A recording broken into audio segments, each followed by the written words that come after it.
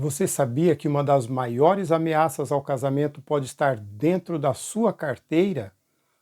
E talvez não seja o dinheiro, mas a forma como vocês lidam com ele. O dinheiro pode ser uma bênção, mas pode ser um grande problema para o casamento e para os casais. Muitas vezes, problemas entram sorrateiramente no relacionamento. E por isso, hoje eu quero falar sobre 10 riscos que podem prejudicar o seu casamento, 10 riscos que podem ameaçar completamente o seu relacionamento conjugal. O problema não é o quanto de dinheiro entra em casa, mas o que o dinheiro está fazendo com o coração de vocês. E vamos começar olhando para uma grande realidade.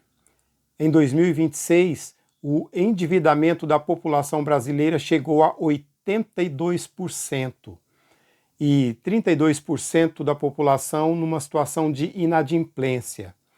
Portanto, o que estamos falando não é algo que está longe, que está na casa do vizinho, mas que pode estar dentro da nossa própria casa. Uma pesquisa da Serasa em 2026 mostrou que 45% dos entrevistados declararam que o dinheiro é uma grande razão de conflitos dentro do casamento. E aí surge uma pergunta necessária: por que o dinheiro, que deveria ser apenas uma ferramenta, acaba se transformando num grande problema dentro do casamento? Eu sou Ednei Brito e vou falar com você neste vídeo sobre estas questões que são muito interessantes e que podem fazer toda a diferença no seu casamento, no seu relacionamento. Eu sou Ednei Brito, fique comigo até o final deste vídeo porque nós temos considerações e conteúdos muito importantes. E também já se inscreva no canal porque toda semana nós trazemos conteúdos muito sérios, muito importantes para fortalecer o seu casamento. Imagine uma casa com uma infiltração no telhado. No primeiro dia, ninguém percebe, mas a água continua caindo. No segundo, terceiro, quinto dia, uma parede começa a ficar manchada. De repente surge mofo, então é possível perceber que algum problema sério existe. E alguém vai então dizer: como é que nós chegamos até aqui? O casamento pode acontecer exatamente igual. Uma infiltração, um problema que surge que não é percebido, mas de repente, quando percebido, ele já pode ter realizado grandes estragos no casamento.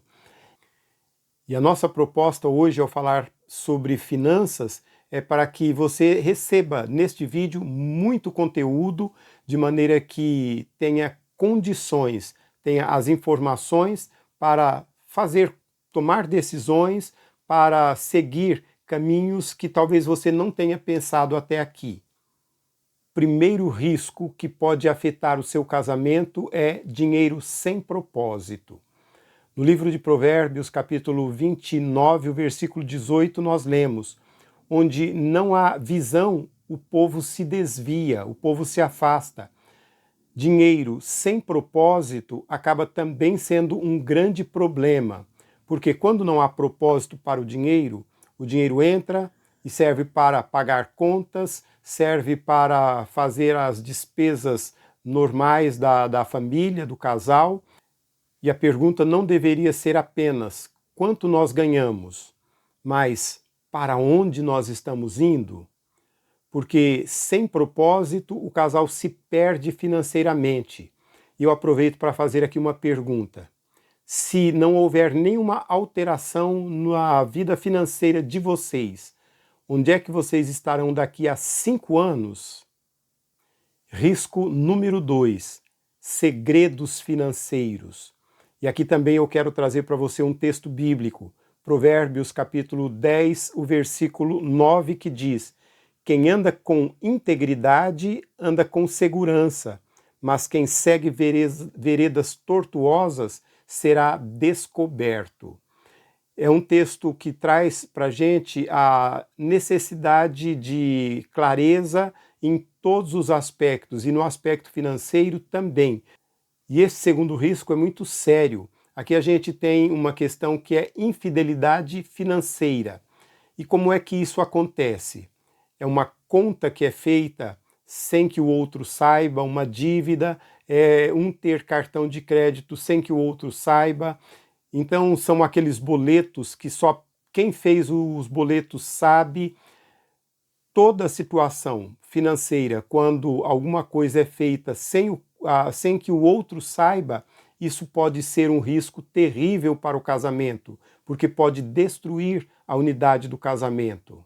E existe uma pesquisa que trouxe clareza sobre essa questão no sentido de mostrar que problemas financeiros, muitas vezes, eles acontecem dentro do casamento exatamente por conta da infidelidade financeira, de algumas coisas que um faz sem que o outro esteja sabendo. E muitas vezes vem o argumento, mas foram apenas R$ 200. O problema não está nos R$ 200. O problema está na infidelidade. O problema está na falta de clareza. O problema está naquilo que ficou escondido. Aí sim está o grande problema. Então, este é um risco que tem colocado muitos casais em momentos muito difíceis e quando este risco não é entendido, quando ele é ignorado, a tendência é que ele continue trazendo prejuízos e prejudicando cada vez mais o relacionamento do casal. E para ajudar vocês a pensar melhor, a ter maior clareza sobre essa questão de segredos financeiros, eu quero propor aqui uma dinâmica, uma brincadeira, mas ao mesmo tempo muito séria, mas que pode ajudá-los muito. Então, a proposta é a seguinte: cada um vai responder a estas perguntas e responder com clareza, com verdade, com o coração inteiro. E a primeira pergunta é a seguinte: meu cônjuge sabe quanto eu ganho? Meu cônjuge sabe quanto eu devo? Meu cônjuge conhece os meus cartões de crédito, de débito? Meu cônjuge conhece as minhas principais despesas? Eu escondo alguma compra do meu cônjuge? Existe alguma dívida que meu cônjuge só descobriria se ele pesquisasse? São questões aparentemente simples, mas importantes para que haja transparência na questão financeira dentro do casamento. E um detalhe aqui: talvez você prefira não responder a estas perguntas em voz alta, e não precisa, mas o importante aqui é responder com verdade para você mesmo ou para você mesma. Terceiro risco são as comparações nas redes sociais. Aí você olha para o Instagram e só vê coisas bonitas, porque todo mundo só posta aquilo que é bonito, que é atrativo. E o que acontece? Você olha para o carro que alguém postou e já deseja aquele carro. Você olha e vê o carro, mas não vê o financiamento. Alguém fez uma viagem, você olha para a viagem, mas não vê as 12 parcelas que terá que pagar. E, pior de tudo, os juros que está embutido nisso. Você vê aquela casa bonita e deseja aquela casa bonita. E o desejar não é o problema, mas o problema pode ser os juros nas prestações que estão por trás de toda esta situação. E as redes sociais têm transformado aquilo que é bonito numa vitrine, fazendo com que as pessoas queiram e queiram cada vez mais aquilo que está exposto nas redes sociais. E eu quero trazer também aqui para esta questão, para esse risco, um texto bíblico que está no livro de Êxodo, capítulo 20, o versículo 17, onde nós lemos o seguinte: não cobice a casa do seu próximo, não cobice a mulher do seu próximo, nem seu servo, nem a sua serva, nem o seu boi, nem o seu jumento, nem coisa alguma que pertença ao seu próximo. Muitas vezes a paz dentro do casamento, dentro da família, dentro do relacionamento, ela acaba sendo prejudicada por conta de coisas externas que acabam sendo assimiladas, trazidas e estas questões, quando elas não são tratadas com sabedoria, com conhecimento bíblico, com disciplina e, acima de tudo, com submissão à orientação da palavra de Deus, são questões que podem trazer complicações seríssimas para o casamento. Então é melhor manter a paz no casamento do que deixar que estas coisas venham de fora e acabem interferindo e prejudicando o relacionamento dentro da família, dentro do casamento. Quarto risco: consumismo digital. Até há pouco tempo, para fazer compras, a gente precisava sair de casa. Hoje a pessoa não precisa nem sair da cama. Deitada, a pessoa pode fazer compras. Basta um clique, basta um Pix, basta passar as informações do cartão de crédito, enfim. A internet transformou a ação de compra como uma coisa muito simples, muito fácil. E quanto mais fácil, mais as pessoas acabam comprando. E é por isso que, para quem vende, é importante tornar sempre as compras cada vez mais fáceis. As pessoas compram exatamente porque não há barreira, não há dificuldade. Então tudo se torna cada vez mais simples. E o grande problema por trás de tudo isso, o próprio presidente do Banco Central há pouco tempo fez uma declaração de que isso acaba sendo um grande risco para as finanças das famílias, para o endividamento financeiro. Porque quanto maior a facilidade, mais as pessoas compram e normalmente no impulso da compra, no momento da compra, as pessoas não vão pensar se está em condições, se aquilo é necessário, se aquilo é realmente o que a família precisa, o que a pessoa, o casal precisa naquele momento, mas a facilidade, tudo faz com que a pessoa compre porque ela vê nisso a oportunidade e às vezes uma oportunidade que poderia ser deixada para um outro momento.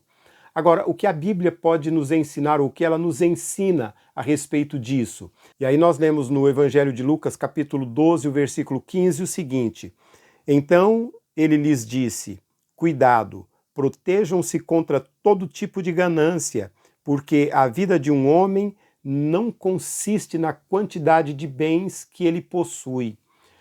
E aqui está um grande engano, porque na cabeça de muita gente, quanto mais bens ela tiver, quanto mais ela comprar, mais ela será importante.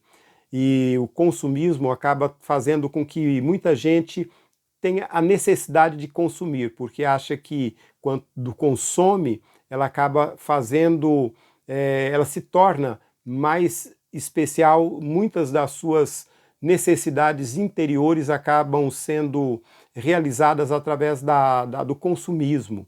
E isso é um perigo. E dentro daquilo que nós vimos a palavra de Deus dizendo, o próprio Jesus dizendo, que o nosso valor não deve estar na quantidade de bens que possuímos.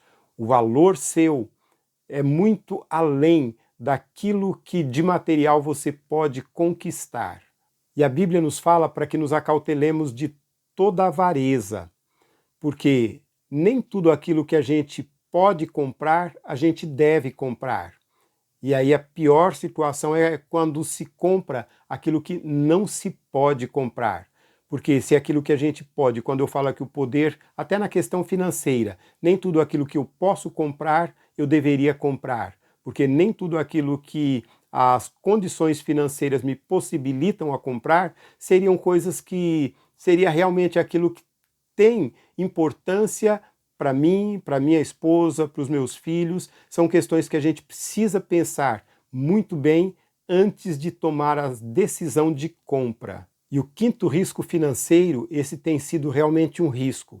É algo muito novo ainda para a gente, mas que infelizmente tem levado muita gente à ruína, que é o risco das apostas online.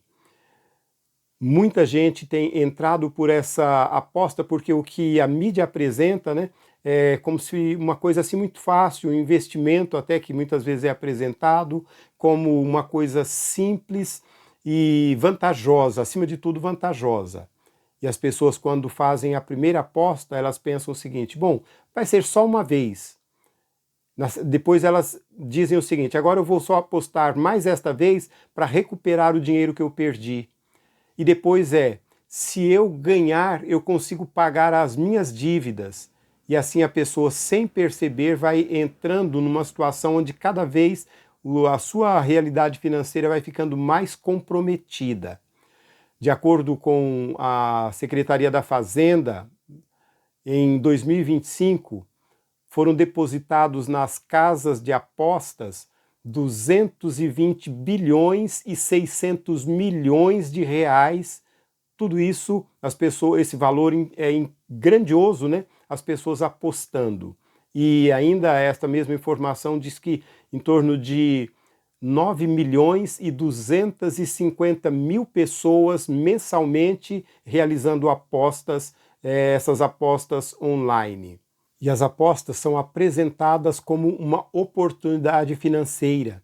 Na realidade, não existe nada de oportunidade financeira nisso para quem aposta. Exatamente o contrário ao que acontece.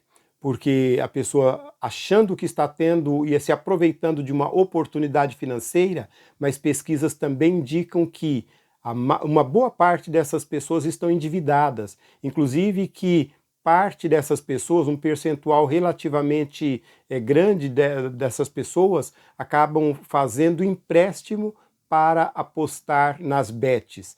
Você percebe nisso o grande risco, um problema complicadíssimo que surgiu e que está trazendo muita dificuldade, endividamento para muitas famílias. Agora, o que a Bíblia fala para a gente sobre isso? No livro de Provérbios, capítulo 28, versículo 20, a Bíblia diz o seguinte: o fiel receberá muitas bênçãos, mas aquele que tenta enriquecer depressa não ficará impune. E aqui a questão é a forma como a pessoa busca para se enriquecer. O enriquecimento, de acordo com a Bíblia, não é errado, não é pecado, mas a forma como a pessoa faz, e aqui a Bíblia fala de enriquecer rapidamente, e o rapidamente aqui é desrespeitando as regras, desrespeitando aquilo que é o correto, porque o correto é a pessoa ir ajuntando, e a Bíblia fala disso, né? Aquele que vai ajuntando os seus recursos aos poucos, este vai conseguir melhorar a sua situação financeira. Agora, quando as pessoas vão de uma forma gananciosa, tentando fazer as coisas de forma, ou enriquecer de forma rápida, elas acabam tendo muitos problemas, e no texto que nós lemos, nós vimos que essas pessoas não deixaram de ser punidas pela forma como estão agindo. E é uma forma que acaba trazendo prejuízos, trazendo muitas complicações para dentro do relacionamento. E se existe uma aposta escondida, uma aposta financeira escondida no casamento, isso não deve ser tratado apenas como uma questão financeira, mas também como uma questão comportamental. O comportamento não está correto, porque o casal deve entender e deve viver a realidade de que a vida dos dois, tudo que acontece que está relacionado aos dois precisa estar muito claro para os dois, precisa haver transparência e transparência completa. E o risco número 6, viver sem orçamento. Jesus nos ensina o seguinte, e Lucas registra no capítulo 14 do seu livro, o livro que leva o seu nome, versículo 28.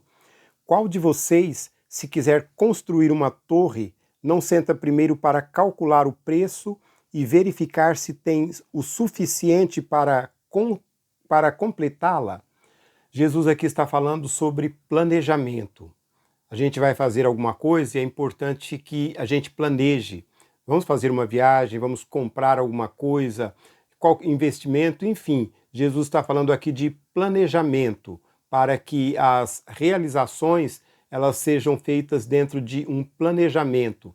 E aí é importante que o casal pense quanto entrou, quanto é que somando a renda da família, a renda do casal, quanto entra, e disso quanto sai, quanto cada parte do que entrou vai para quê? Então, quando o casal se planeja desta forma, acaba conseguindo conquistar muito mais. Uma das dificuldades de planejamento tem a questão de que às vezes não se sabe como fazer o planejamento, mas também tem aqueles que têm medo de planejar, preferem não planejar porque entendem que o planejamento acaba roubando o sonho deles. E acontece exatamente o contrário. O planejamento é uma forma de proteger os sonhos.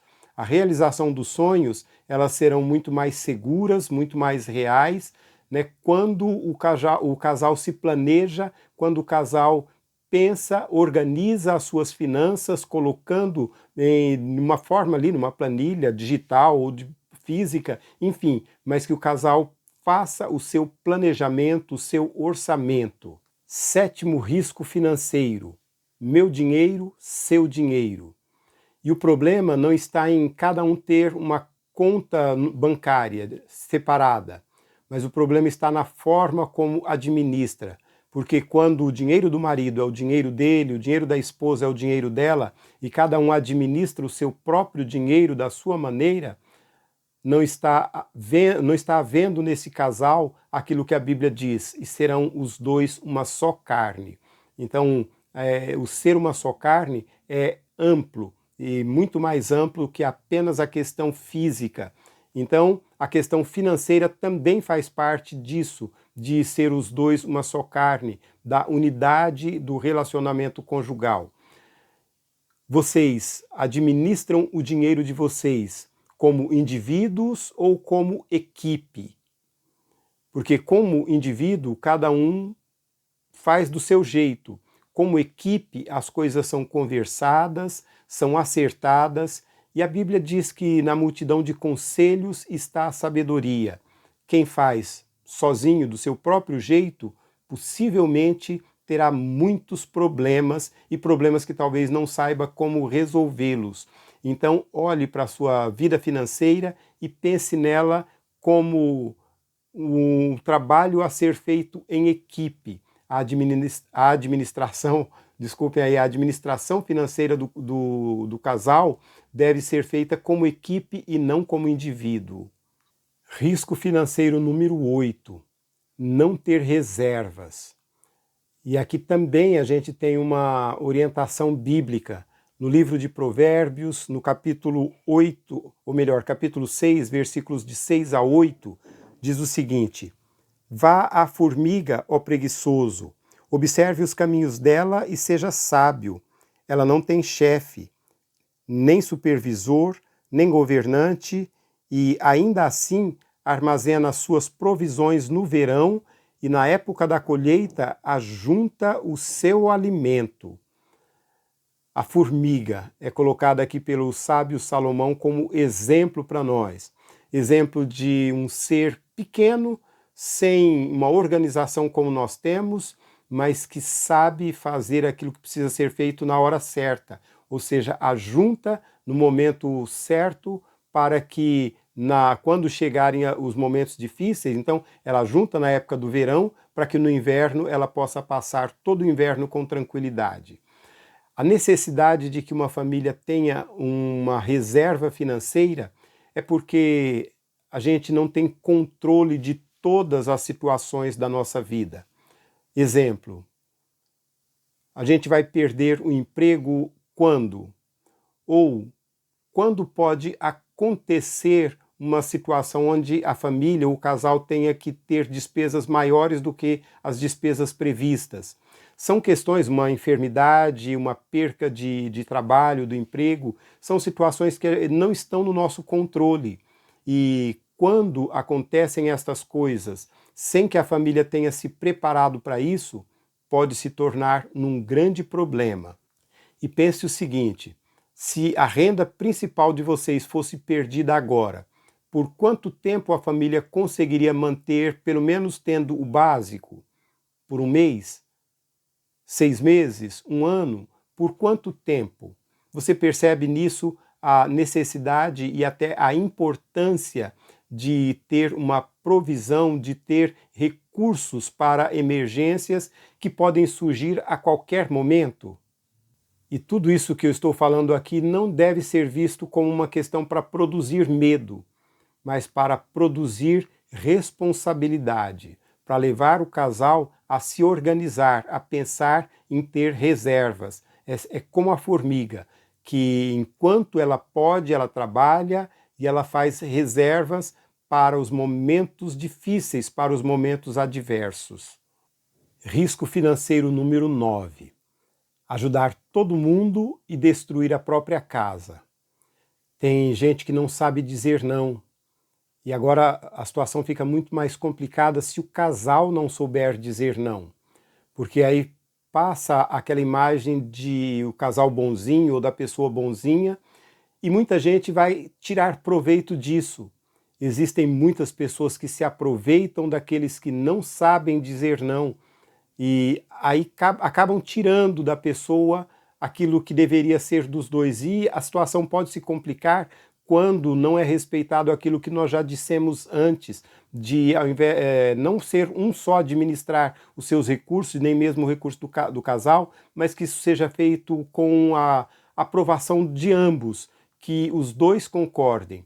E é importante que os dois tenham esse entendimento de que ser generoso é bíblico, é bom, é necessário. Agora, se isso for colocar em risco a segurança financeira do casal, se isso for colocar em risco a estabilidade emocional dentro do casamento, é melhor dizer não.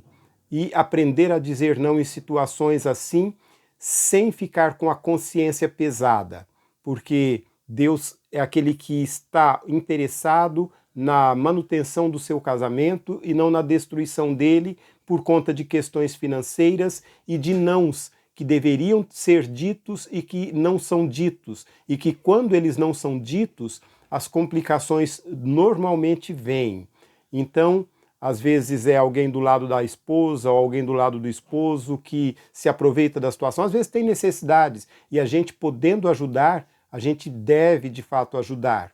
Agora, ajudar não significa sustentar alguém indefinidamente.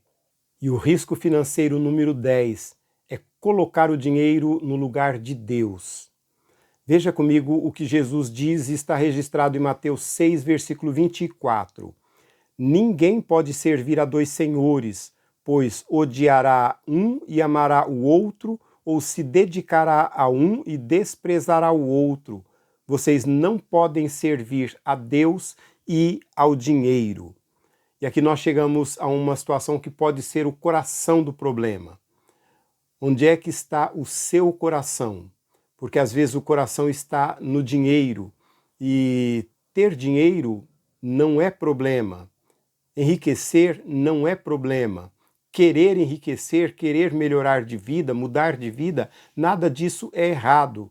Agora, o que pode ser problema é quando o dinheiro acaba definindo a nós mesmos, quando o dinheiro acaba levando a gente a desrespeitar valores, a desrespeitar as coisas que são importantes, porque quando o dinheiro passa a nos definir, nós estamos colocando o dinheiro no lugar de Deus.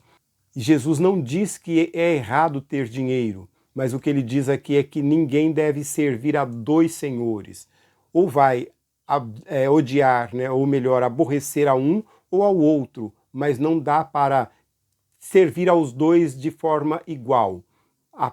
Há aqui a necessidade de uma escolha, e é exatamente isso que Jesus está nos propondo, que a gente faça a escolha certa. O dinheiro é importante e ele precisa estar no seu devido lugar, porque há um trono no coração do casal cristão que não pode ser ocupado pelo dinheiro, pelas coisas, pelos projetos, pelos sonhos, e nem mesmo um ocupar no coração do outro esse lugar principal, porque esse lugar pertence a Deus. O dinheiro é um bom servo. O grande problema é que muita gente faz do dinheiro o seu senhor, e nós devemos olhar para isso e entender o lugar onde o dinheiro deve estar, o lugar que ele deve ocupar no nosso relacionamento. E eu quero propor para vocês agora uma dinâmica. E vão aí no momento, cada momento parando o vídeo, ouvindo as perguntas e depois respondendo, mas eu vou pedir para que cada um pegue agora uma folha de papel, pause o vídeo, pegue uma folha de papel e vocês vão escrever as respostas a estas perguntas. Então vamos lá, pergunta número 1. Onde queremos estar financeiramente daqui a um ano? Pergunta 2. Qual é o maior problema financeiro que precisamos resolver? Pergunta 3. Qual dívida precisamos enfrentar? Pergunta 4. O que precisamos parar de comprar? Pergunta 5. O que precisamos começar a guardar? Pergunta 6. Qual sonho precisamos construir juntos? Pergunta 7. O que podemos fazer para honrar a Deus com os nossos recursos? Respondam a estas perguntas individualmente e depois troquem as informações daquilo que vocês escreveram. E depois de compartilhar estas informações, de trocar as informações, compartilhando com o parceiro, escrevam juntos e completando a seguinte frase: a partir de hoje, nossa família vai... Completem esta frase. E eu quero ainda propor 5 acordos para que vocês façam, e estes 5 acordos têm como objetivo fortalecer o aspecto financeiro no relacionamento de vocês. Acordo número 1. Nada de segredos. Tudo aquilo que o casal comprar, que fizer, todo planejamento financeiro precisa ser feito a 2. Segundo acordo, nada de decisões importantes sozinho. Tem decisões que são necessárias e importantes para o casal? Tomem juntos. Acordo número 3. Nada de viver para aparentar. Não tenham como objetivo apenas aparentar para as pessoas, fazer com que as pessoas vejam em vocês coisas que às vezes nem são realidade. E por outro lado, vocês podem até ter muito sem precisar aparentar, sem precisar dar a aparência de que tem. Então este é o terceiro acordo. Quarto acordo, nada de dinheiro sem destino. Para onde vai o dinheiro? Como é que a gente vai usar? Como é que a gente vai fazer? Então, administrar o dinheiro e não deixar que ele administre vocês. E quinto acordo, tudo debaixo do senhorio de Cristo.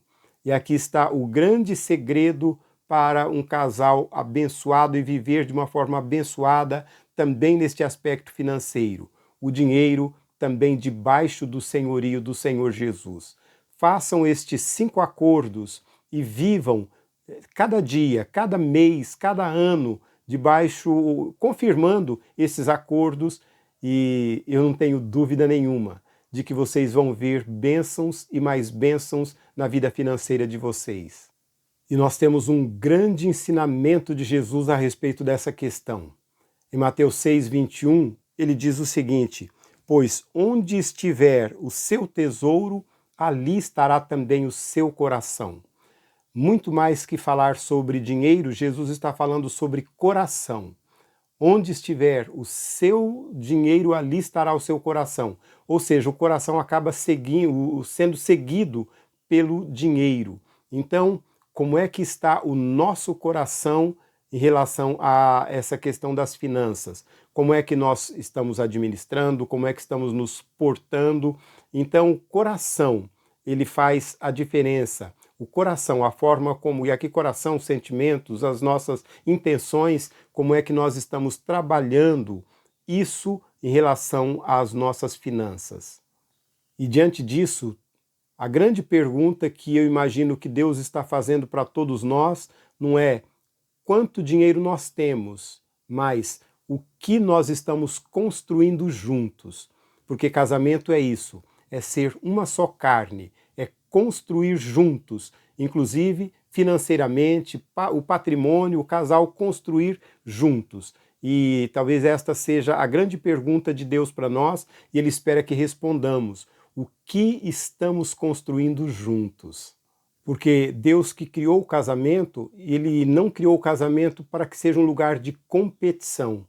Então, casamento não é para saber quem ganha mais, não é para saber quem é mais inteligente, mas o propósito maior é o que nós estamos construindo juntos, o que nós conseguimos construir juntos.